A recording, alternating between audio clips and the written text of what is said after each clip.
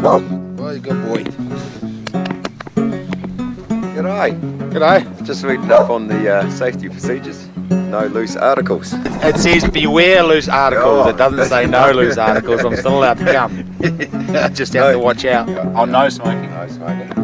Beware of sloping ground. There's a bit of sloping ground up where we're going. No slopes. So this is Dan's first alpine tar hunting, mate. It's gonna be great. Dan's got some new boots just for the occasion. We're going up there, mate. Straight up there. Yep. Straight up the Karangaroo, over into the Landsborough catchment, then we're going to fly down the Landsborough and then take a left up into Baker Creek. James always gives me shit for bringing the kitchen sink. Well, this time I actually brought the kitchen table.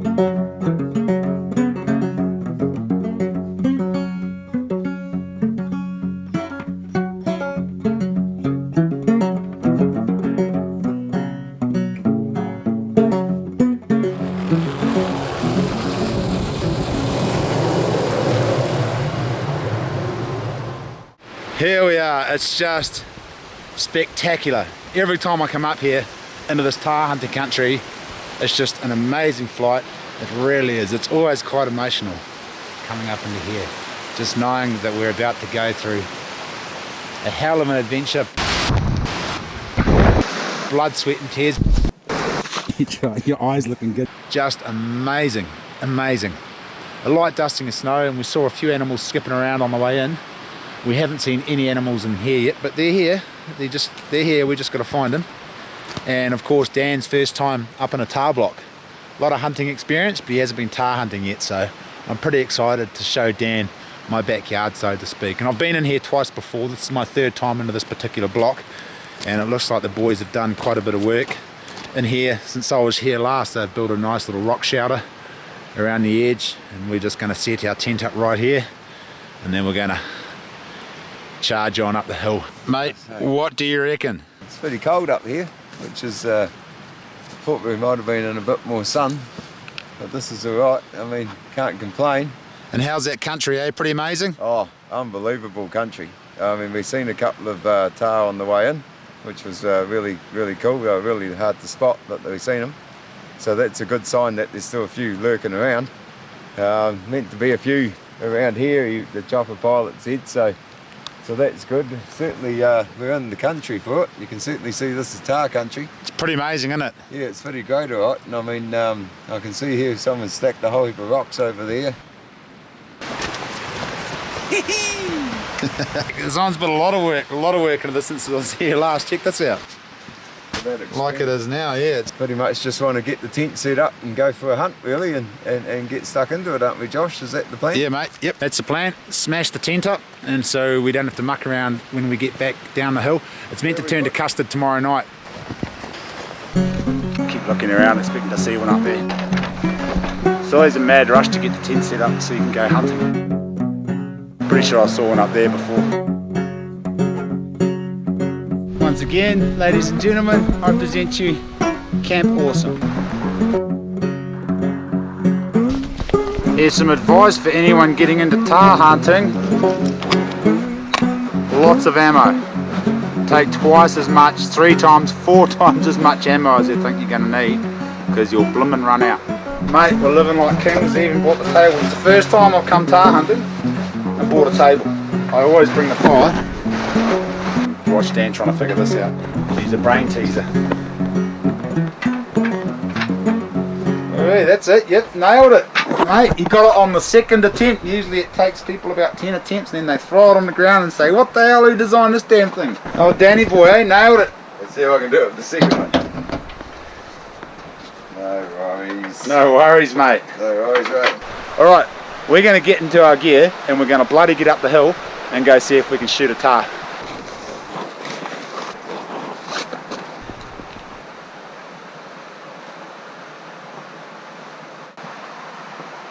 We're going to push down the valley, have a look in the scrub. Mid-morning now, it's probably about 9 o'clock, is it, bro? 9:30, even 10. Yeah, they'll be starting to move into the scrub, so we're going to boot down the valley, have a look over the cliff, and hopefully you won't have to go too far today to get an animal, but that's not usually the case when you're tar hunting. Anyway, down the hill. Mate, she's big country up here. Probably not many people stumbling around in the backcountry in New Zealand's Southern Alps wearing gumboots. Oh, Dan didn't bring his binoculars because they're real old and shitty. I said, bring your binos, and then I said, did you bring your binos? And he said, I forgot them. oh, he's got the old Parlangi monocular. He doesn't need binoculars. 600 by 40 scope, man. 20/20 vision. He forgot his scope as well, by the looks of it. It's going to be a good day. The thing is about these ballot blocks is that the wilderness area, the only time you're allowed to land a helicopter in here is for a short time in the winter to drop hunters off anyway. Meanwhile, wild animal recovery operators are allowed to land year round. Now, all the ballot blocks are full at the moment. There's someone in every single block, and it's really hard to get a block these days because they've shortened the amount of time that hunters are allowed on here. It used to be 9 weeks, it's down to 6 weeks now, I think. Better not quote me on that. You'd think I'd do my research before I started rambling on, but I'm good at rambling on without doing my research. I'll leave it to you jokers to do that. Anyway, the point I'm trying to make is that they should allow hunters in here year round. It's just 3 weeks ago, Doc was in here culling tar from the helicopter. And that's why there's no animals here. They've all been pushed down into the scrub and into the real steep stuff where the hunters can't get. So they should open the wilderness areas year round to hunters, because the only people who get in here to enjoy this magnificent area are hunters. Mountain climbers don't come in here. They might go to some of the mountains to climb the odd peak, but I bet there's less than 10 mountain climbers coming into these wilderness areas to climb the mountain peaks up here anyway, up the Landsborough per year. Something should be done about it. What's the point having a wilderness area if you can't go out and bloody enjoy it? So Dan's gumboots have already come in handy because he charged across the creek back there, and I'm still stumbling around on this side trying to find a way across without wetting my boots. Pros and cons. The tar culling is definitely working in this block. We haven't seen any animals, very little sign. The last time I was in here there was quite a bit of sign around and lots of browse, but there's just no sign, there's no shit, there's no browse. This place seems to be devoid of animals. They're in here, they're definitely in here, just a matter of finding them, but yes, certainly not the numbers that they were last time I was in here. Haven't seen any, glassing for about 10 minutes. Nothing yet. I think next time I come to this block I'm going to go to the bottom bit. Have a crack. Where's the bottom bit? Right down there, land at the river. Yes. We're going to push up around the corner and have a look. An hour's walk up around the corner. What do you reckon? Steep country, beautiful place. I just heard that old Doc had a big cull up. I actually just had a whinge about that. Come walking down here now, Dan's having a moan. You get double slammed. Anyway, let's go up around the hill, shall we? Oh, did you have a yarn? Yeah. Sorry. Up the hill. Man, it's spectacular. Some of these glaciers and the colours. It really is just an amazing place. Find me a nice easy one to shoot with me free, would you? Yep, today's the day that I'm going to find the first tar that's going to come easy. We're going to get to the top of this little crux bit, pop over the top, go a couple of rolling valleys over, and there's going to be a little mob. It's happened twice up here, popped over the top, little mob just over in the rolling basin, so third time lucky. Actually, the last time that happened, we opened up on the tar and there was tar running everywhere. We didn't even get any. We missed, they just all, oh, we got one, but it ran over the cliff. One thing that's really hard to put across to the viewer in these films, or these short movies, these videos, is the passing of time and how long it takes to get from one point to the next. It's just a long, slow, steady trudge up the hill, but you guys don't see that. You just see us in one spot and then it cuts to the next spot and all of a sudden there's some animals there. But what I'm trying to get at is that it's a long process between point A and point B, and it takes a long time to get around these mountains.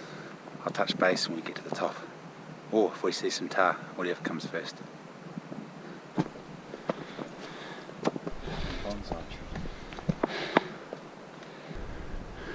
There's only one way down this part of the bluff, so we're just making a little cairn here so we know which way to go down if we come back and it's dark or it clouds over or whatever. Well, we're kind of at the top of the first bit anyway.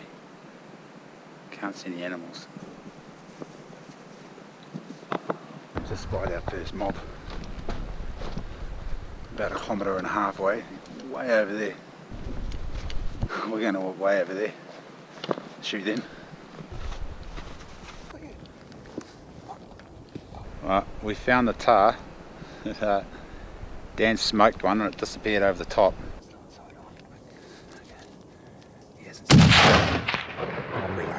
Reload. We saw a big bull. Just there, we come up, we look at the ones over here and we saw a big bull just on top of us sleeping in the sun. And I was just about to get the camera turned on and onto him. And Dan was just getting the gun ready and he saw us, jumped up, legged it down the hill, gone. Just too fast for us, so we're going to go all across these guts over that horizon line and see if we can find Dan's bull he just shot. So we've reached the spot where Dan shot his bull and we just got to see if we can find it down there somewhere and then it barreled off over the edge. Oh, he's right there. Look at that. The first Tahr, mate. First Tahr. Good representative 8-inch trophy. Tahr, bro. You might go 10 inches actually. Just such a bugger. That sounded like glass, didn't it? Such a bugger we missed that mature bull. It was right above us. He was a beauty. Mate, and he didn't muck around. The choppers had just been in there. As soon as he saw us, he just straight down the hill. And this one was twice the distance. Yep, that was a good shot. Right, should we get down there and get him? Cheer, bro. Cheer, bro. Alright, now we got to go actually. Yeah, bit of negotiation. Be good if we could drag him up here. We're kind of above a bluff right there where he is, isn't he? We could probably deal with him here with two of us. We've got a bit of a dilemma on. Just above a bit of a bluff. Down a real steep chute. It's a bit of a crap spot to butcher him. But we'll be right. Double team it. Be good as.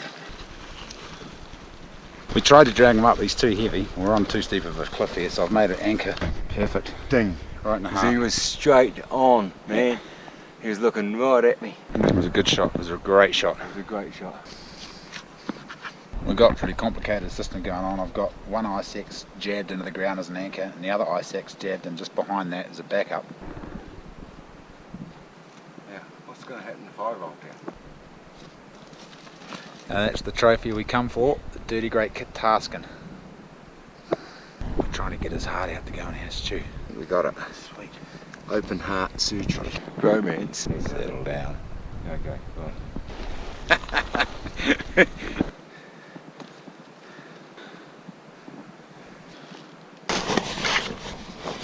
Now we got to go way back over there. It's just rolled on 2:30. We left camp at probably 9:30, and then we got over here. Got over here around, I don't know, 1 o'clock maybe. So it's been an hour and a half since we shot the Tahr till now. I've got about 2 hours, maybe 3 hours back to camp. So I'll probably be getting back to camp just as it gets dark. It's been a fairly hard out first day. Covered a lot of miles today. A lot of miles. I know Dan's going to be feeling it tomorrow. I'll probably be feeling it too, I'd say. It was a good idea to set up camp first.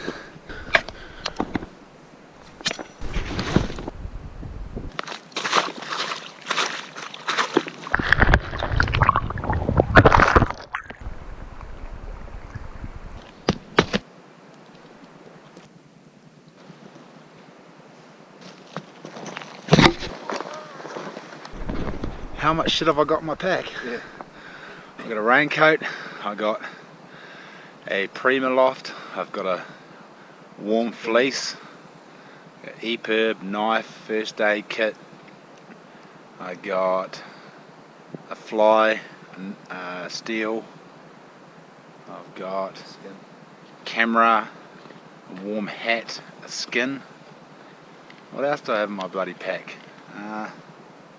Head torch, bunch of bullets, a gun, a tripod, spare pair of socks, some chocolate, some nuts, a cheese, so quite a bit of shit. Always bring enough that if I injure myself, or my buddy injures himself, I've got enough to keep him warm for the night in case the helicopter can't get in, or until I can go back to camp. Grab a bivvy bag and a sleeping bag and a fly, come back up. So always be prepared on the hill, especially tahr hunting, big country like this, eh? Just a twisted ankle can be quite serious. Oh, I think I see a tahr. Oh, we've just seen 4 more tahr down below us. We're just around the corner from camp now, so I think tomorrow we'll come around and hunt that lower scrub down there. Quite a ways down, too far for a shot from here. Around there, yeah. We're not far off home. Not far. We're gonna go down a little bit further and then have a really good look in that phase, because we're thinking maybe that's where we'll go tomorrow. Whew, shagged. I've just seen 2 mature bulls way over there, and I don't think we can get across there. We might be able to get across there, but it would be an all-day epic mission. They're real big too. One's got the blonde racing stripes all the way down his back.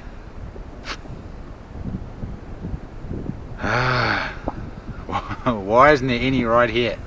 Bloomin' heck. They're in a pretty good spot over there. Sun's about to disappear over that horizon. We've just been glassing.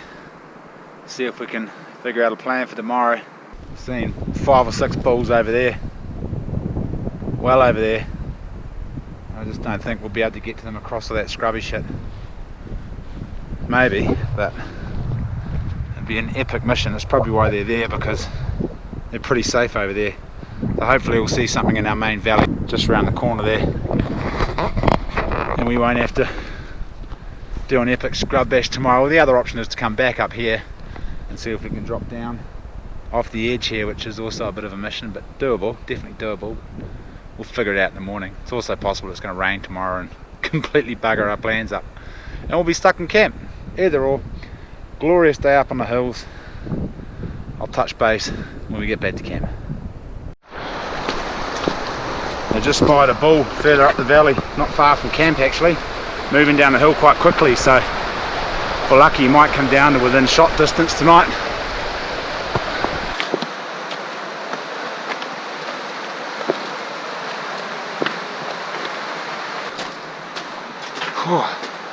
Mate, how was your first day? Pretty good. Pretty epic. Epic as. Yeah, pretty full on.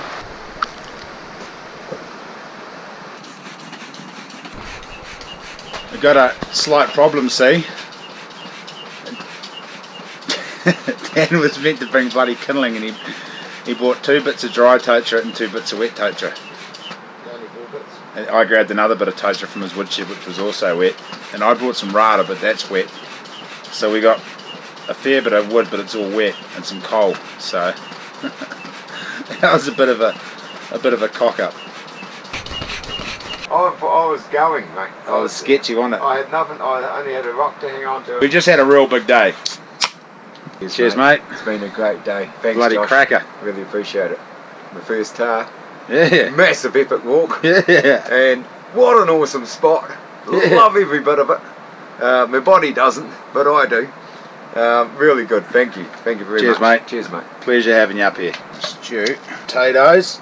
Brilliant. Magic. Justin, today's news from Dan. The digger from Hastings allegedly fired a gun at another man. So, the digger. She's a bit of a slow start to the morning. The sun's already coming up over the hills. I don't even know what time it is. It must be getting on 20 to 9. There you go. It's 20 to 9. Dan's just cooking his bacon. I've just had my yuck porridge. Yuck. Yum. Yuck. I may have made some bad decisions somewhere in the planning of this trip. So good. It's all over his bed from this morning too. He's keeping that for lunch. How embarrassing. It's all fine. It's been pretty cold. Everything's frozen. There's ice all over. I forgot to take my watercress in. that I picked. Now the watercress is all frozen solid. Look at that, the tar skin's all... That's good though, that's what we wanted. We wanted the tar skin to freeze so we can roll it up and stick it under cover there so it doesn't slip. And we shot another bull tahr last night just up there. He is sitting just up on that little cliff there. Oh, that one there, just up on there. So we've got to go get him this morning and skin him. He's going to be frozen solid. He's got to go get him. I've got to go get him. It's up at the cliff, so I've got to do a bit of cliff climbing. But we're going to go up the valley today and see if there's any other tahr around. Hopefully there'll be some up on the hill so we can climb up past the one that I shot to get those tahr. Mate, this campsite is so awesome. I just can't... This has got to be the best campsite in all of the tahr hunting blocks that I've been to. The toilet is just under one of those rocks up there. We're first period, so we get to start shitting under rocks. When you get to the last period, all the other hunters come in, it's kind of like, oh, there's a shit under this rock, oh, there's a shit under that rock, oh, there's a shit under that rock. But we're lucky. As of yet, there is no shits under any of the rocks. What a glorious day. Meanwhile, the sun continues to light up the whole valley. I don't know if we're going to see any bulls today because we've been so slow getting started. Well, we don't have to worry about keas eating our stuff because there's none up here. Doc's killed them all. Good one, Doc. Last time I was up here there was heaps of keas squawking and flying around and carrying on, threatening to tear our stuff up. Haven't seen one kea yet, not a one. Dan would like to show you what he's eating for lunch. This is Josh's something homemade jerky. I don't know what it is. Might be that dog that he ran over the other day. What else? And then there's lovely mutton that's half cooked. And then there's some cheese which is mild. There you go. I'm sure you guys all were dying to hear what Dan... He insisted, he said, check it out, check it out. So we checked it out. Now, enough yabbering on. We're going up the hill.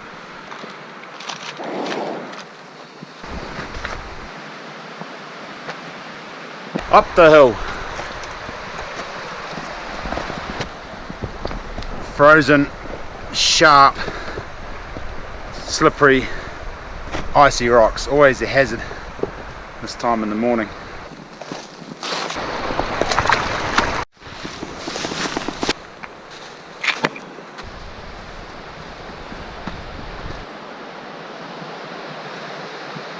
I'm just going to sit here and see if we can pick up some animals down there. Holy shit! There's one. We just saw 2 keas. Thank God, Doc hasn't killed them all. I thought for a minute, surely there was no keas left up in the Landsborough. Look at that, what a view. Right, we haven't seen any tahr yet, and there was a bit of a debate as to whether we should go upstream or downstream. We're going to go back up the valley, cross the river, cruise up high. We have to climb up high to get around a slip, back down again to get across another slip and weave our way through some cliffs. If we can get across there, it's pretty damn steep. We left our ice axes back at camp, that was a cock up.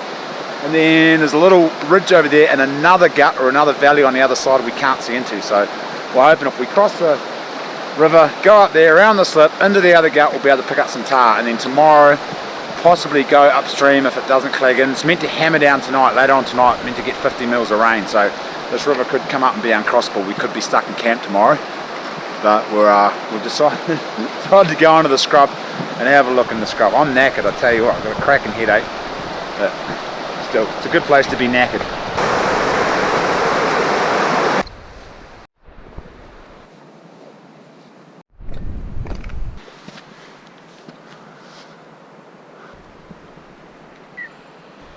We saw 2 really good bulls over that horizon yesterday.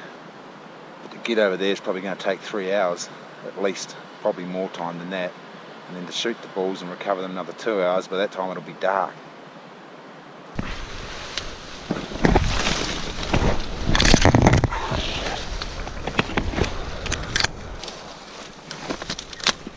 We've come another 50 meters and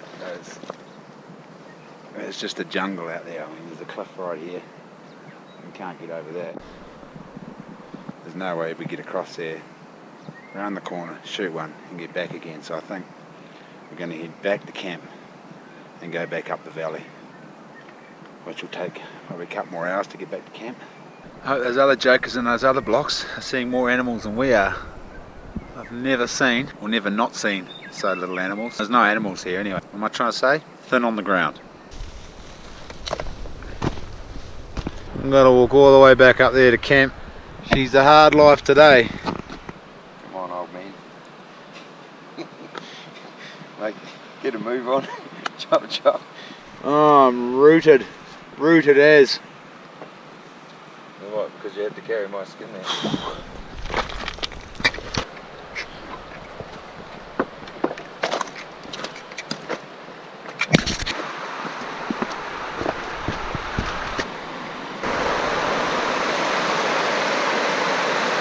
We've just found another young bull. We really want to come across some nannies. I want to shoot a nanny or even a young kid. We just want a few more skins. We're not fast, we're not up here for trophies, we're not up here for big horns. We're just up here for a few skins, and Dan wants to take some meat home. So I've just spied another Tahr, just a young bull, walking across. I think it's the same one I saw before. So we're gonna climb up the hill and try and intercept them. There's another skin for us, and the one I shot's up the top of that waterfall, the one I shot last night. We still don't know if we'll be able to get him. We'll see. Hopefully we'll be able to get him after this one. Starting to gain a bit of altitude now. That wind's blowing right at the valley towards him. Hopefully he won't send us. I really want to see Dan get in with his open sights 303 and nail one. I've climbed all the way to where we've seen him. And he's not here. I think he must have cut below us. He was headed down and across quite rapidly, and we've climbed up to intercept him. I think he's gone right under us. We're right up in the bluffs now. Our camp's right down the valley, and no bloody Tahr up here. So if we get all the way up here, might see a few more, but there's just nothing. No bloody Tahr up here, just that one bull. I'm starting to sleep and get real cold. We're going to go back down the hill. And Dan's just found that bull, over 12 inches, and full of buckshot. You want to see it? Full of buckshot up top of the mountain. Yeah, oh, he pulled the horn out. Let's have a look at that horn. So it's been shot by a chopper because it's got buckshot holes all over it. Big bull, big mature bull. They're not supposed to shoot the bloody bulls, but seek and destroy, eh bro? It's just rolled on 4 o'clock. Been a long, unproductive day. One Tahr scene, one. All day. Covered a lot of ground again today too.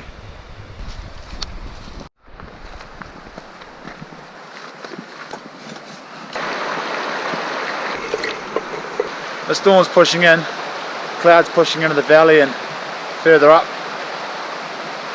We've got about another 2 hours till sunset. We're just hanging out, arguing about what the best way to light a fire is. This is, Josh tried to light the fire yesterday. You've done an upside down fire. This is Dan's fire lighting 101. Yeah, Dan's giving me shit for lighting the fire yesterday using wet wood, but he's actually found some dry wood and is using dry wood now. Hang on. It wasn't the wet wood, because you were lighting it was the fire wet wood. upside down. Yeah. This is how you light a fire, you know. Yeah, bro. You light upside down, you put the big stuff at the bottom. Dan doesn't think the best way to light a fire is lighting the upside down fire. He even tried to tell me how to light a fire the other day. Now we're talking about aliens. We actually had an alien experience up here. Me and Bruce were up in this very spot, Baker Creek, and about 1 o'clock in the morning there was a bright light. The whole tent lit up. Super bright for about 5 seconds, 10 seconds, and then nothing. No thunder afterwards, nothing. So it wasn't lightning. It was really a bit weird. I thought Bruce was shining a spotlight around. He thought I was shining a spotlight around, but no. Strange. We were both in the same tent, and Dan was just talking about aliens. Experience. Oh, it was actually alien technology. We're like, oh, look at this crazy shit, because I'm charging my phone up. It's too much. Dan said, whoa, that's too much. And I said, mate, that's alien technology right there. And that's how we started talking about aliens. That and the Jamesons. And Dan's double fisting at the moment. It's been a hard day's work, but we're rocking. So I'm double parked in front of the fire, As you can see, this over here, it's just blowing in the gale. We're starting to get into a bit of shit tonight. Oh yeah, it's getting real. it's getting starting to get windy. That storm was funneling up. It's not raining yet, but the storm was funneling. How many inches of rain we getting tonight? 50 something, aren't we? 50 mils. 50 mil. Well, that's at 2 inches. Well, that's nothing. I don't know, 50 mil. We'll forecast 50 mils of rain in 6 hours, which is not a great deal of rain. We've got our DeLorme satellite texting device hanging from the roof there. We've just requested an updated weather forecast, and also include an update. What am I trying to say? We just requested an updated weather forecast. Weather forecast. I haven't even had anything to drink because I've still got a stinking headache from this morning. He's had a hard day. I've been whinging about it all day too. But no, a weather forecast including a wind report at 1,300 metres, which is our current altitude, 1,300 metres. But to be fair, actually, even with his headache all day today, he took me on a longer journey than I'd ever expect. I was over it, man. The wind was blowing. I was like, stuff this. I don't want to go any further. We've seen a bull Tahr. It's gone. And I'm like, Josh, come on, let's get the hell out. And he's like, no, he needed a bit of encouragement, actually. As soon as it started to rain and it got windy, I had to encourage him a little bit. And then he was trying to tell me to come back down the hill. I wouldn't listen to him and just keep walking up. And he luckily followed me and didn't leave me out there on my own. The fire, one light still going. Check it out. Yesterday was a different story when you light the fire upside down. Completely. Here we go, the bloody upside down fire again. You forget that you were pumping and pumping and pumping today. No, you had that pump out all bloody afternoon. Yeah, because you shut it down. Pumping here, pumping bloody there to keep it going. And then he had to keep opening the fire and add more coal in and chuck some more wood in there. And I was trying to tell him, mate, filling the whole tent with bloody coal smoke, coughing and choking on it. So mate, upside down fire. So here we go, folks. I'm going to put it over to the pyromaniac experts. Yes. What's better, an upside down fire or a regular fire? It's up to you to decide. Take the vote, man.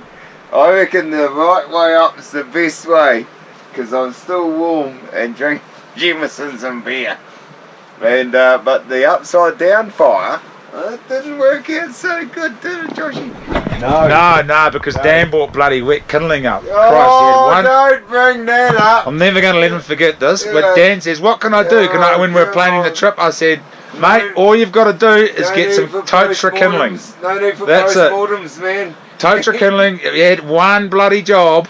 I tell you. He blames it on me kindling. Oh no. And then he was cutting it up today. Bro, it's dry as, but it was blatantly wet. We've got a solution though. We're drying it under the fire, aren't we, bro?